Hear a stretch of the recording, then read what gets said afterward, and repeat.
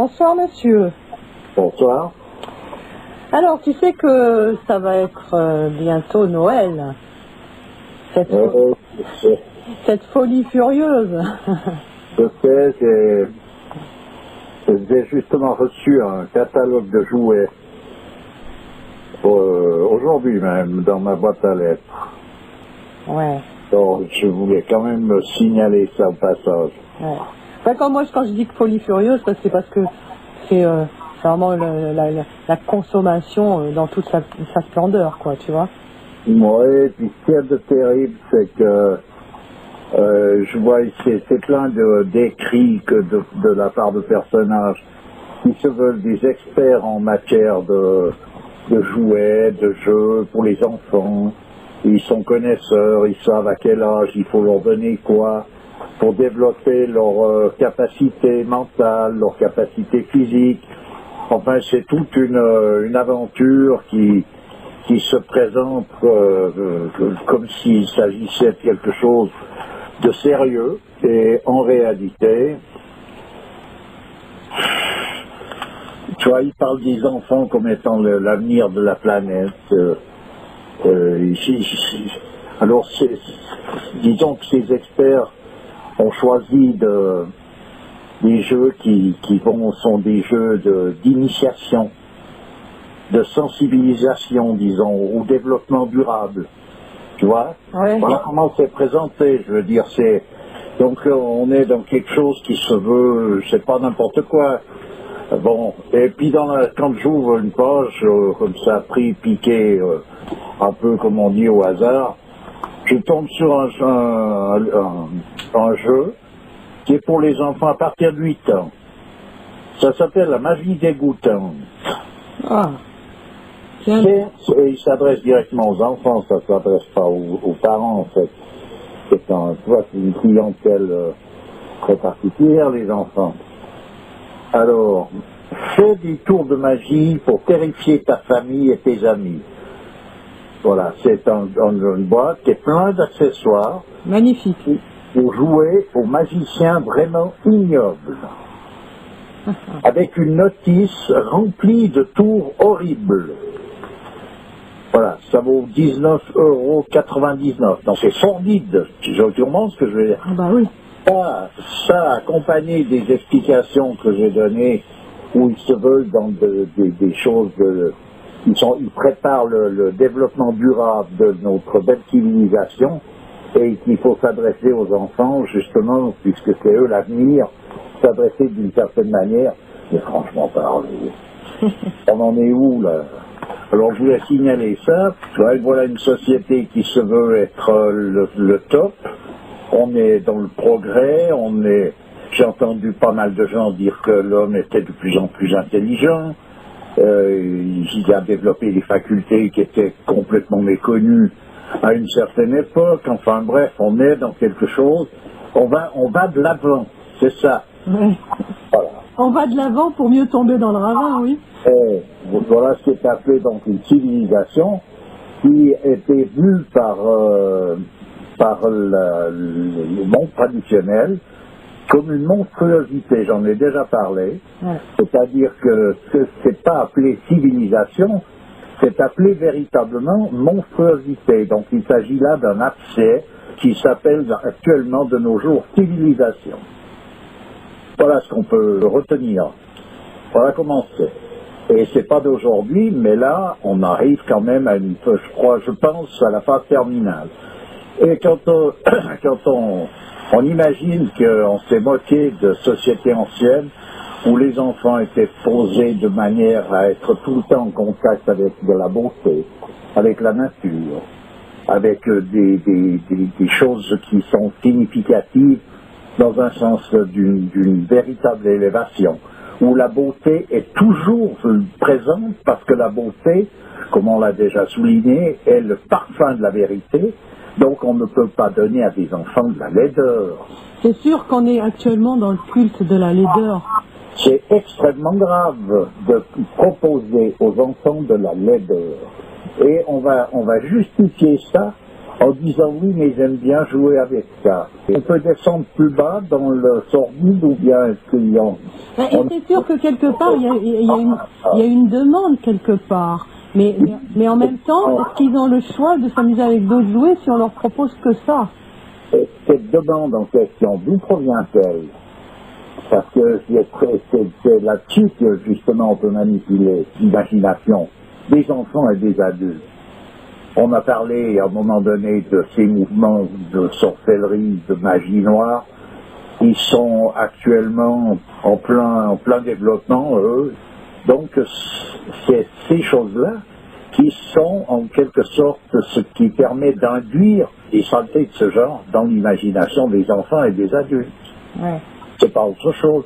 Et il y a un rabâchement systématique qui se fait avec la musique, qui est blalée d'or. Tu veux dire que c'est eux qui ont semé la graine du mal dans les esprits de l'homme actuel?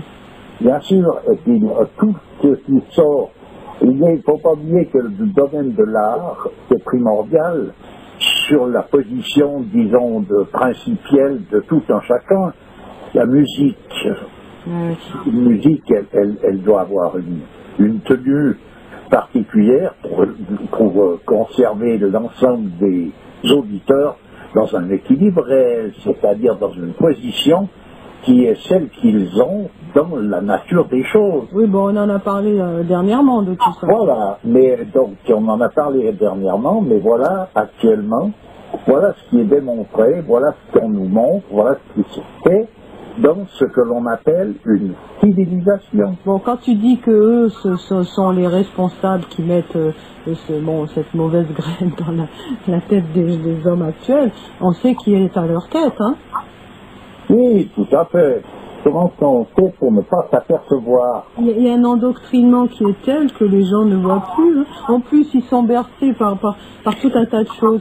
Quand tu vois les parents, bon, qui à cause de cette vie frénétique, d'une certaine manière, délaissent un petit peu leurs enfants quand même, parce que les enfants sont pris en charge par tout un tas d'institutions, de l'enfance à l'adolescence, ils passent entre les crèches, etc., etc.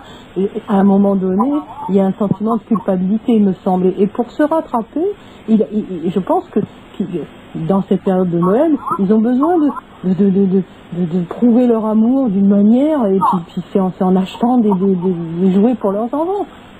Mais tout ça, je veux bien que ce soit que ça soit là, mais je veux dire en soi-même.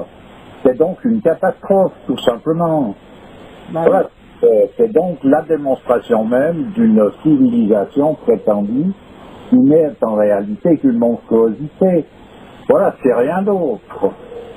Si des parents, actuellement, une femme, elle a plus le temps, elle est plus en droit de s'occuper d'élever ses enfants, et qu'elle doit absolument aller courir après je sais pas quelle histoire à dormir debout, et laisser son enfant à garder chez des spécialistes qui ont suivi des cours particuliers pour obtenir les résultats qu'on est en train de voir, et puis d'être dans les mains de conseillers en jeu, experts en jouets, tels que ceux que j'ai sous les yeux.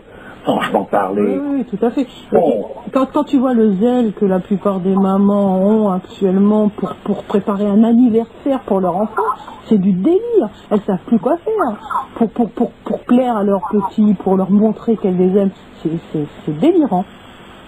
Oui, en tout cas, disons, c'est une catastrophe. Voilà ce que je peux dire. Mais ça, on le sait. Hein. Je ne veux pas dire que les parents mettent une mauvaise volonté à tout ça, mais je veux dire pour qu'on en arrive à être dans une catastrophe pareille, c'est bien la démonstration exacte de ce que représente en quelque sorte notre époque, et ce qui est appelé donc civilisation, qui a semé sa mauvaise graine dans l'ensemble de l'humanité. Il n'y a pas un coin au monde actuellement où on n'est pas envahi par toutes ces saletés ignobles. Ah bah oui.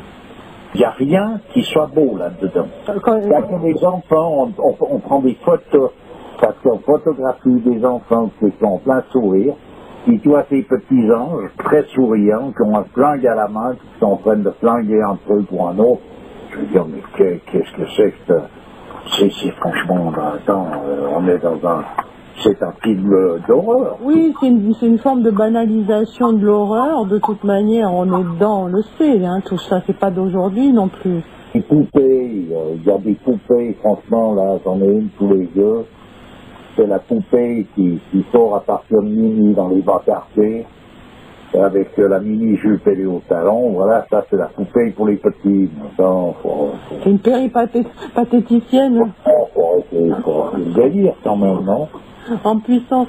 Ah, écoute, c'est la femme actuelle. C'est le modèle de la femme actuelle. Je veux bien que ce soit la femme actuelle, mais alors comment est-ce qu'on a fait pour réussir à faire croire aux gens que la femme, dans une civilisation comme celle de l'Inde, où était un personnage qui était réduit à l'esclavage, alors qu'elle vivait dans la beauté, dans des gestes qui sont beaux, dans des attitudes de noblesse. Voilà ce qu'elle vivait, puis c'était des esclaves, et actuellement, donc c'est de la libération, c'est de la liberté que d'être enfermées dans le sordide. C'est ça la liberté. Elles sont esclaves de tout un tas d'addictions déjà. Quand tu vois la cigarette à 13 ans ou à 12 ans, elles fument comme des pompiers. À 14, elles passent à l'étape supérieure la plupart. Enfin bon, je veux dire, elles sont aussi esclaves de choses encore plus terribles, je trouve. Oui, ben, c'est ça. Voilà. C'est ça, effectivement, tu vois. Et alors, en réalité, ces sociétés qu'on a démolies comme étant des sociétés où les femmes, disons, étaient des esclaves prétendus, je n'ai jamais vu et entendu autant d'éloges sur les femmes que dans ces sociétés-là. Alors, là où ça a dégénéré et là où ça a discrédité cette femme-là qui vivait traditionnellement, il me semble, c'est le phallocratisme des hommes et l'abus de pouvoir de certains hommes qui a fait que, à un moment donné, ça a explosé et elles se sont révoltées, ces femmes-là. Je dirais plutôt que c'est cette descente sur le plan cyclique qui amène à toutes ces considérations, qui amène l'homme à ne plus être à sa place et les femmes non plus par la même occasion. Mais qu'il y en ait un qui est responsable du malheur de l'autre et que l'autre soit simplement victime de ça, c'est un peu des considérations qui font partie de notre société et non pas de la leur. Tu peux pas me dire qu'il n'y a pas eu un abus dans certains pays encore. Il y a des femmes qui sont quand même sous le joug d'un patriarcat qui est vachement dur à vivre.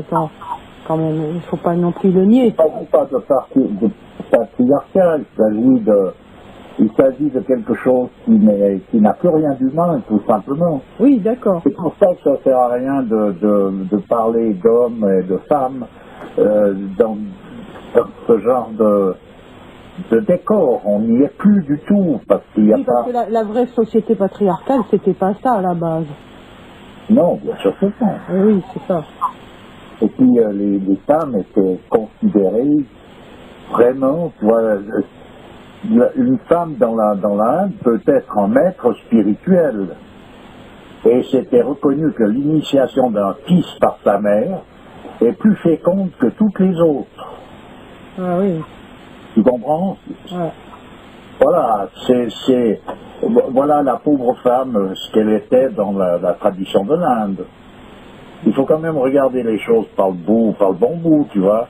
C'est-à-dire, pour parler d'une tradition, d'une civilisation comme celle qui a duré pendant quelques millénaires en Inde, il faut se donner la peine de se pencher dessus, puis voir de quoi il s'agit. Autrement, on ergote autour de considérations qui sont de nouveau, en quelque sorte, des choses insidieuses, des pensées qui viennent, mais sans aucune espèce de... Il n'y a rien pour solidifier ça, il n'y a rien. C'est des croyances, on est dans des croyances. On croit que les femmes, à certaines époques, elles étaient considérées comme des esclaves. On croit à ça parce qu'il y a un mouvement dans l'air qui veut nous amener à nous faire croire qu'on est dans le progrès et qu'actuellement on va de plus en plus en direction de la liberté. Oui. C'est des pipeaux, toute cette histoire-là. Oui, oui. Comment? C'est un montage. Voilà. Pour mieux faire avaler les couleuvres. Exactement. Ouais. C'est ça Alors là, tu vois, pour justement des gens comme dans ces civilisations de l'Inde, là, quand une femme, elle dit, mon enfant, tu es sans nom et sans forme, et ce n'est pas par fantaisie qu'un nom t'a été donné. Ton corps que voici façonné des 5 éléments n'est pas tien en vérité, ni tu ne lui appartiens. Pourquoi pleures-tu? Ou peut-être ne pleures-tu pas, et n'est-ce qu'un son indépendant qui sort du Fils du Roi? Dans le corps réside un autre moi, et avec celui-là ne demeure pas la pensée que c'est à moi, laquelle tient de la chair. Honte à l'homme qui se laisse ainsi abuser. Voilà comment une femme parle à son petit qui est en train de pleurer. Tu sors ça d'où? D'un livre qui s'appelle La danse de Shiva. De qui? De Kumaraswamy. Ah ben voilà, d'accord. Voilà. Et voilà que la danse de Shiva, on en a parlé je crois, c'est donc l'ensemble de tout le mouvement qui peut se trouver dans la manifestation, y compris celle des astres, des étoiles, de tout le mouvement qu'il peut y avoir, c'est la danse de Shiva. Oui. Voilà, c'est dans ces civilisations arriérées où ils en sont. C'est la danse cosmique, on en avait parlé de ça aussi. Voilà, ouais. D'accord. Ok. Et puis là, quand on parle d'une mère, il est dit un maître surpasse 10 précepteurs par ses titres à être honoré. Le père dépasse 100 maîtres et la mère 1000 pères. Par le droit qu'elle possède à la vénération et sa fonction d'éducatrice. 1000 pères. Voilà. Voilà ce qui est dit dans une société traditionnelle telle que celle de l'Inde. Sur la femme. Oui. Alors qu'est-ce qu'on vient de nous rabâcher les oreilles avec du corps? Ben moi je trouve que par rapport à ce qui est dit là, la femme actuelle elle est vraiment avilie. Ouais. Elle est devenue un objet sexuel. Tu vois, une mère, elle est considérée par son fils autant qu'un père, même à l'heure présente. On ne saurait attribuer trop d'importance à l'influence de la mère indienne, non seulement sur ses enfants et dans toutes les affaires domestiques, mais sur les fils devenus hommes, pour qui sa parole fait foi. D'après mes observations personnelles, il n'y a aux Indes que les fils ayant reçu une éducation anglaise qui n'honorent plus leur père et mère. Ouais. Voilà ce que dit M. Kumaraswamy. Ouais. Et disait ça en 1922, je crois, ce livre. Et déjà là, la dichotomie, enfin, elle était vue, elle était perçue de manière flagrante, quoi. Voilà, c'est ça. Ouais. Ok, écoute, je te remercie bien. C'est toujours avec plaisir. Hein. Et puis à une prochaine. Oui. Allez, au revoir. Merci, au revoir. Au revoir.